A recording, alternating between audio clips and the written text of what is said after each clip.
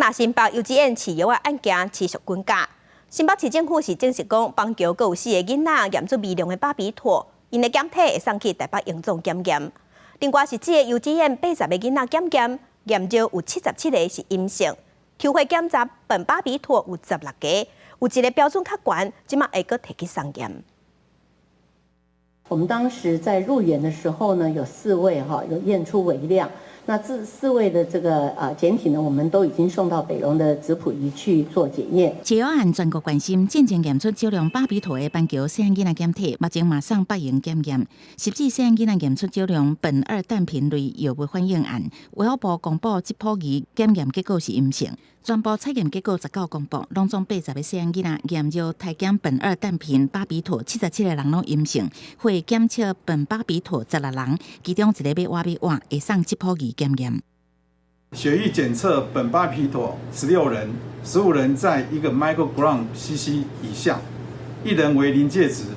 经过家长同意，该检体将送质谱仪做进一步确认检验。新北市药案继续论战，赖清德呼吁新北市应该公布细汉囡仔戒断镜头，也甲是毋是有饲彩虹药水。侯友宜搁再回应，市政府积极配合司法调查，万分抹黑白放风声。赖清德枉为医生，在期间我们看到很多恶意抹黑，用选举造谣的语言。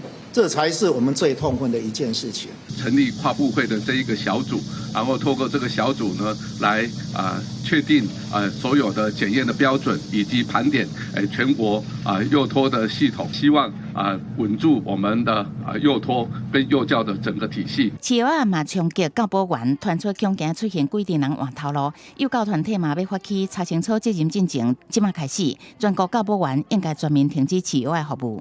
从原来大家的怀疑由含沙射影，现在变成血口喷人，家长没有办法整个信任我们的话，那我们就停止喂药。